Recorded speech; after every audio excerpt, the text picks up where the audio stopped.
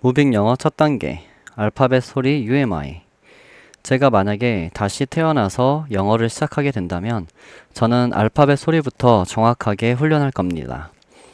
영어 소리 쪽으로 교육을 개발하신 분들도 있지만 무빙 영어의 소리 UMI는 전혀 다른 결의 이야기입니다.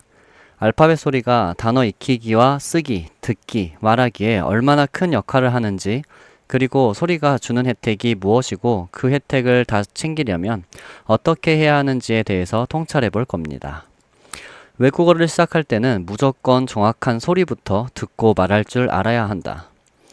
저는 이 사실을 늦게 알았기 때문에 정확히 2배 더 고생했습니다. 먼저 정확한 알파벳 소리를 알아야 했고, 알게 된 소리를 통해서 기존의 잘못된 소리로 익혔던 단어들을 모조리 뜯어 고쳐야 했습니다. 그러니 이 글을 지금 읽고 있는 여러분은 부디 저와 같은 과정을 겪지 마시고 한 번에 제대로 하시길 바랍니다. 먼저 영어를 정확히 소리내는 걸 겉멋이나 부리는 쓸데없는 행위로 생각하시는 분들이 많습니다. 그리고 선택사항이라고 알고 있는 분들도 많은데, 일단 발음은 절대 필수라는 것을 명심하시기 바랍니다. 앞에서 말했던 사투리에 대해서 기억하시나요? 우리는 굳이 같은 한국어를 사용하는데도 그 지역의 억양과 단어를 새로 익혀서 사용하게 됩니다. 언어는 결국 머리로 외우는 것이 아니라 가슴으로 동감하는 것이기 때문이었죠. 거기에 딱 한 가지만 더 얹혀서 이야기하려고 합니다. 여러분이 어떤 장소에 가서 어떤 사건을 기억한다고 칩시다. A라는 사람은 귀와 코와 입을 봉하고 눈으로만 보고, B라는 사람은 눈으로 볼 뿐 아니라 모든 소리와 냄새와 맛을 볼 수 있습니다. 누가 그때 당시의 상황을 더 정확히 기억하고 오래 기억하고 빠르게 반응할 수 있을까요? 당연히 B입니다. 눈이 놓친 걸 귀가 듣고, 귀가 놓친 걸 코가 맡고, 코가 놓친 걸 입이 맛볼 수 있으니까요. 영어 소리를 정확히 낸다는 건 생각보다 복잡한 행위입니다. 소리는 결국 성대와 공기양, 혀의 위치, 입모양 같은 발성기관의 종합 예술입니다. 저는 영어 소리를 저 혼자 유창하게 흉내내는 것이 아니라 한국어 발성과 영어 발성의 차이, 즉 세세한 성대 근육과 혀의 움직임 차이를 정리하기 위해 2년 넘게 보컬 훈련을 받으며 성대 구조와 호흡법, 발성법 등을 직접 배웠습니다. 이렇게까지 알아야만 다른 사람들도 나와 똑같이 할 수 있게 만들 수 있기 때문이죠. 그 정도로 영어 학습에서 소리는 압도적인 비중을 차지합니다. 그리고 마침내 감동 영어의 첫 단계가 탄생했죠. 앞서도 말했지만 한 번 더 질문해 보겠습니다. 여러분도 발음의 감을 잡기 위해 2년 동안 보컬 훈련을 받아야 할까요? 당연히 아니겠죠. 제가 이미 다 했습니다. 앞 글에서 설명했듯이 1에서 3까지는 모두 정리했습니다. 임상도 마쳤고 상용화도 끝났습니다. 여러분은 그냥 그대로 구경 공부만 하시면 됩니다. 영어는 한국어와 확연히 다른 발성 체계를 가지고 있습니다. 물론 한글과 소리가 비슷한 알파벳도 많지만 알파벳들 간의 상호작용에서 큰 차이가 나기 때문에 100% 다르다고 봅니다. 알파벳 하나하나에 대한 훈련은 따로 훈련 게시판에 정리해 놓겠습니다. 이 글에서는 훈련을 시작하기에 앞서 알아두면 훈련의 성과를 훨씬 더 끌어올릴 수 있고, 종전에는 여러분도 무빙 영어를 내 아이나 친구들에게 직접 알려줄 수 있는 원리를 적고 있습니다. 내부용이면서 교사용인 셈이죠. 소리를 정확히 낸다는 건 정확한 발성을 하는 것이고, 정확한 영어 발성은 한국어에서는 사용하지 않는 근육을 쓰고 사용하지 않는 입모양이나 혀 모양을 만듭니다. 이렇게 우리는 위에시의 A가 아닌 B가 될 수 있는 것입니다. 영어에도 적용되는 거였다. 머슬 메모리. 영어는 결국 얼마나 많이 익히느냐, 그리고 익힌 것을 얼마나 오래 간직하느냐 싸움입니다. 그러면 빨리 익히고 오래 간직해야겠죠? 아직도 이렇게 생각하고 있나요? 그러면 다시 앵무새가 되는 겁니다. 빨리가 아니라 정확히 익히고 오래 간직하는 것이 아니라 내 감각에 각인시키는 겁니다. 영어는 시간과 정성 들여 정확히 익히고 내 모든 감각에 각인시키는 활동인 거죠. 저의 실제 경험을 예시로 들어보겠습니다. 저는 영어에서 가장 어려웠던 것 중 하나가 스펠링 시험이었습니다. thanks를 thanks라고 외우고 friend를 friend라고 외워놨었죠. 아마도 파닉스 이전 시대를 살았던 분들이라면 엄청나게 공감하실 겁니다. 저렇게 하는 것이 실제 영어 실력에는 오히려 안 좋다는 것쯤은 중학생이었던 당시에 저도 알고 있었습니다. 문제는 저것 말고는 단어를 더 쉽게 익힐 뾰족한 방법을 알지도 알 수도 없었다는 것이죠. 저에게는 순수한 영어 실력이 아니라 지금 당장의 영어 점수가 중요했으니까요. 그때 당시 선생님들은 그냥 외우라고 지시하고 외워오는 학생들만 끌어줬습니다. 어떻게 저런 소리가 나는지, 왜 그 소리에 저런 알파벳을 사용하는지를 선생님도 모르고 학생도 모르고 그냥 무작정 했던 겁니다. 소리 UMR을 알고 나서 제일 어이없다고 느껴졌던 것은 묵음이었습니다. night, right의 GH가 대표적이죠. 사실 이건 정말 큰 문제입니다. 특히 외국인인 우리에게는 더 큰 문제죠. GH를 소리내지 않을 거면 왜 굳이 단어 중간에 집어넣은 걸까요? 그리고 ghost의 GH는 왜 묵음이 아닌 걸까요? 교수님이고 선생님이고 학생이고 모두가 궁금해했지만 모두가 외면하고 그냥 넘어가게 되는 부분입니다. 가만히 생각해보면 어이가 없을 정도로 신기한 부분이기도 합니다. 왜 아무도 묵음에 대해서, 크게는 소리에 대해서 더 이상 질문하지도 가르치지도 않았을까요? 교육자와 연구자들이 이러한 사실을 알면서도 이대로 뒀던 것은 이대로 둬도 괜찮았기 때문입니다. 정말 괜찮은 게 맞을까요? 일단 저는 지금 몹시도 괜찮지가 않습니다. 이런 저 말고 도대체 이대로도 괜찮았던 사람들은 어떤 사람들을 말하는 건지 15년 동안 영어 교육 업계에 있으면서 알게 된 그 불편한 진실을 이 글에서는 꼭 짚고 넘어가야겠습니다. 이대로 괜찮은 대상은 딱 두 가지 부류입니다. 타고난 학습 능력이 아주 뛰어나서 스카이 대학에 어렵지 않게 가는 사람들과 집에 돈이 차고 넘쳐서 밥 먹듯이 외국에 나가는 사람들입니다. 이 두 부류는 묵음이고 자시고 하는 걸 알 필요가 없습니다. 다른 것들로 그 빈 공간을 메꾸기 때문이죠. 내가 두 부류 중 어디에도 속하지 않는다는 결론이 나면 빨리 착각 속에서 벗어나야 합니다. 어떤 착각일까요? 저들만 성공한 방법으로 나도 성공할 거라는 착각 말입니다. 지금부터 제가 저 두 부류에 속해 있지 않은 저 포함 거의 99%에 달하는 사람들에게 꼭 필요한 이야기를 해보겠습니다. 우리는 light의 GH가 묵음이라는 큰 착각에 빠져 있다고 했습니다. 그런데 이 착각은 놀랍게도 영어 때문에 생긴 것이 아닙니다. 한국어에서 비롯됩니다. 닭, 밥다, 훑다 이런 단어들이 어려웠을 때가 있었죠. 초등학교 1학년 받아쓰기 시험 때입니다. 우리는 왜 닭에 리을이 들어가는지 밥다에 리을이 들어가는지 모릅니다. 그냥 받아쓰기에서 100점을 맞고 싶으니까 외웠죠. 말도 안 되게 닭 따위의 소리를 내보면서 말이죠. 국어 전공자들이 학술적으로 이 단어들의 소리를 설명 못해서 안 하는 게 아닙니다. 그냥 설명하지 않아도 어느 순간이 오면 누구나 알게 되니까 설명이 필요 없었던 것 뿐이죠. 영어 단어 friend를 일단 friend로 익히는 것도 같은 이치입니다. 하지만 이 지점에서 자꾸 망각하게 되는 사실이 있습니다. 한국어는 모국어고 영어는 외국어라는 사실입니다.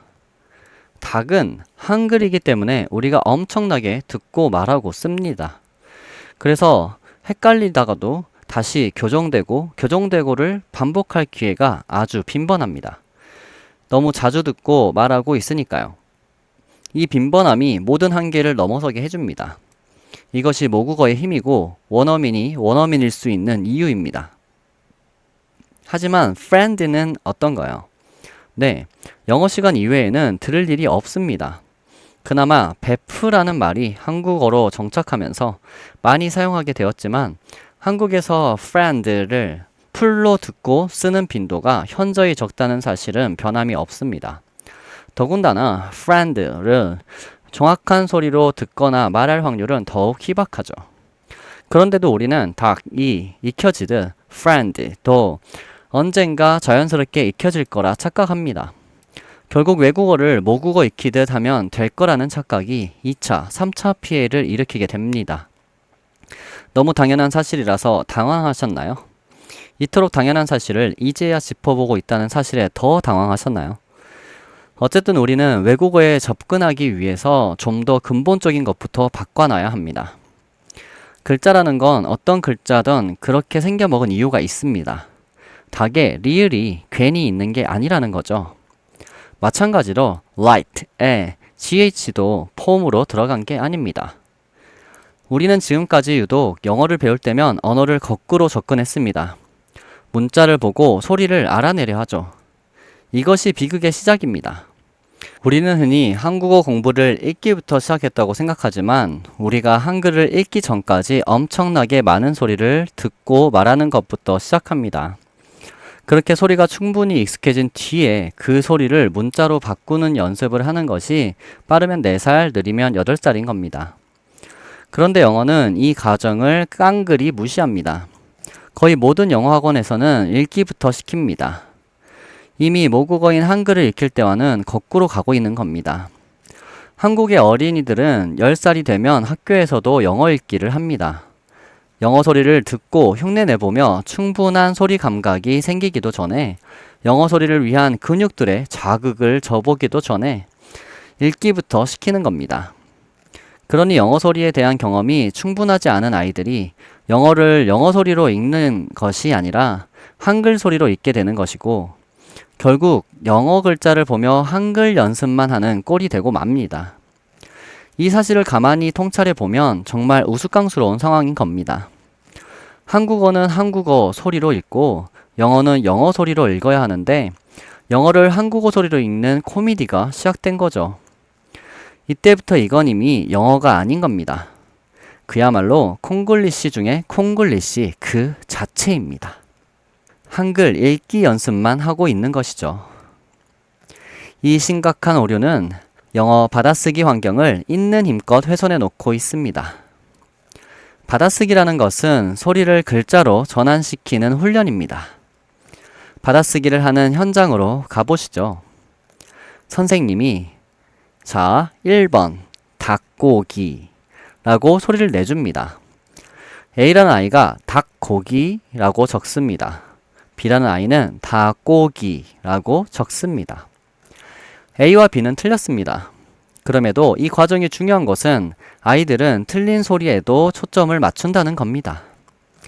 자신이 쓴 닭고기와 선생님이 들려주는 닭고기의 차이를 나름대로 찾아냅니다. 그리고 나름의 닭고기와 닭고기의 구별법을 알게 되죠. 이것이 진짜 닭고기와 닭고기 소리의 차이인지는 중요하지 않습니다. 중요한 건 두 단어를 소리로 구분하고 있다는 것이죠.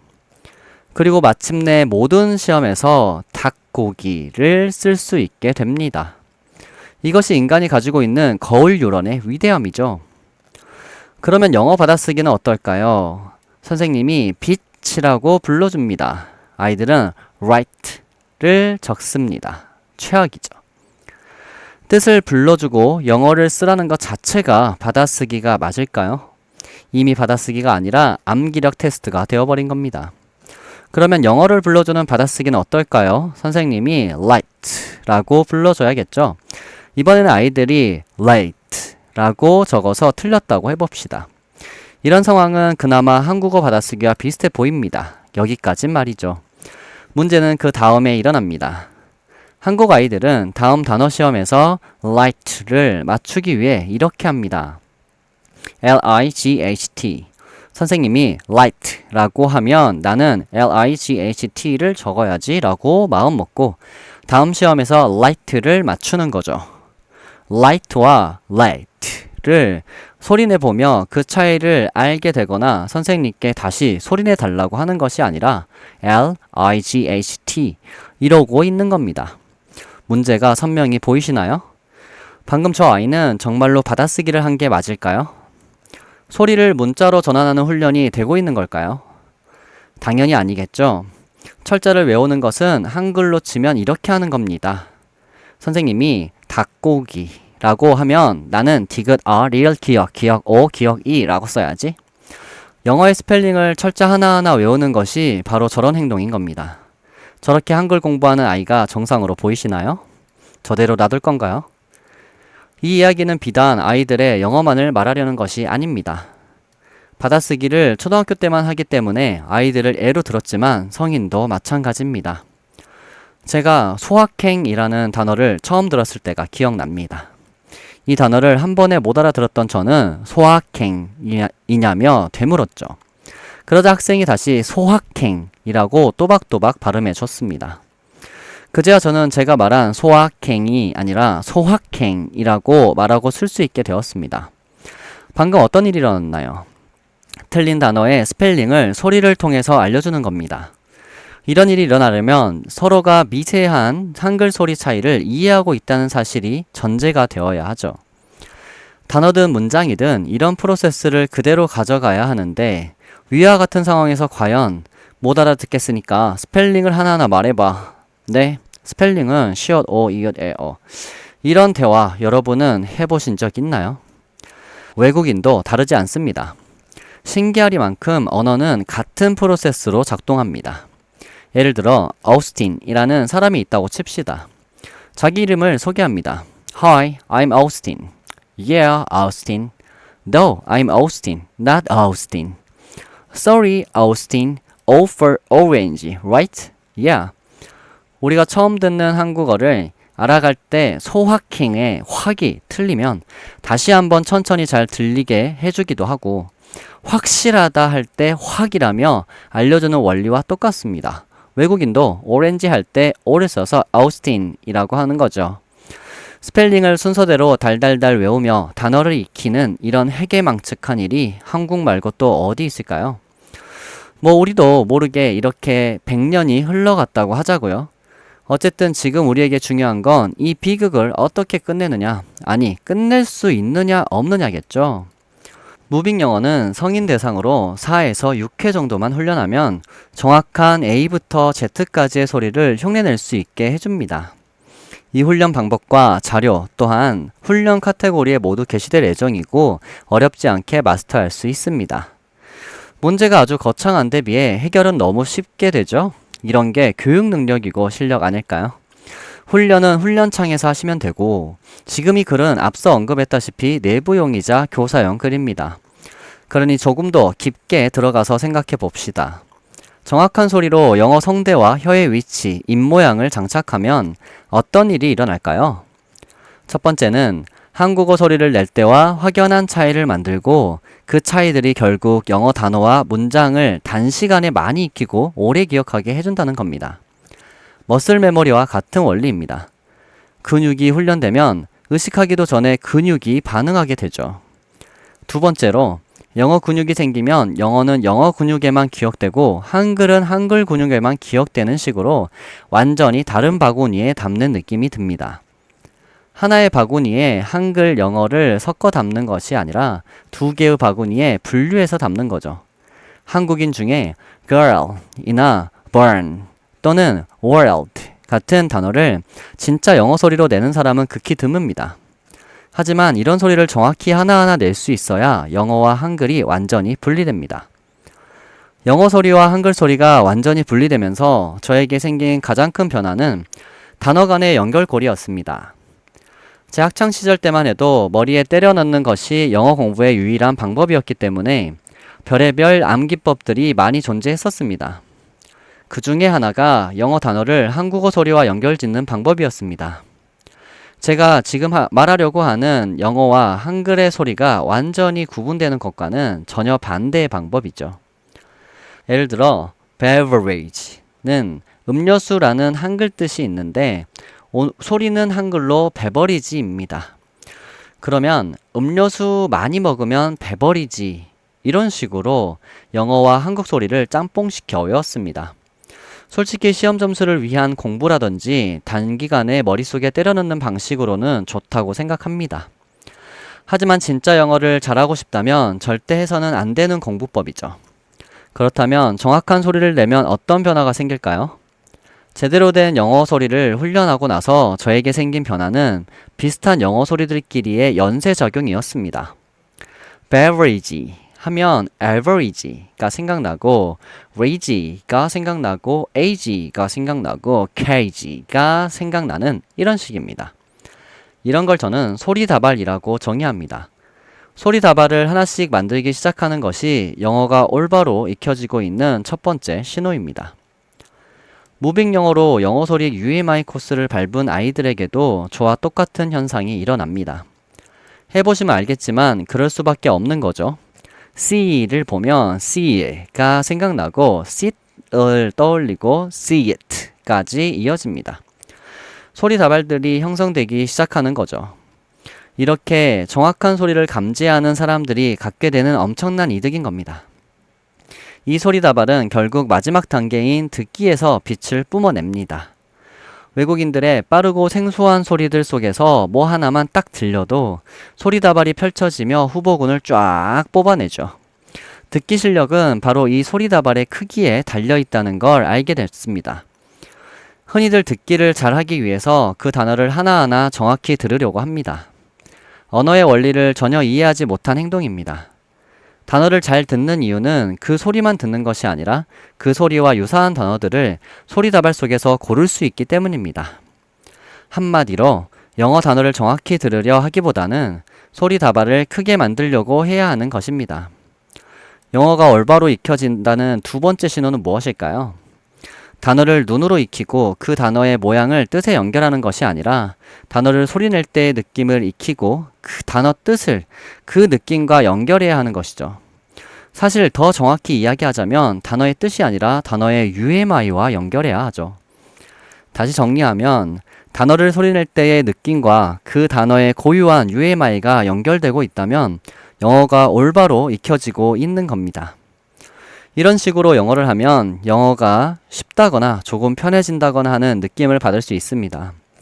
영어가 편해지면 공부라는 느낌이 사라지기 때문에 즐거운 취미생활로 게임이나 낚시, 운동을 하듯이 즐기며 할 수 있는 지경이 됩니다.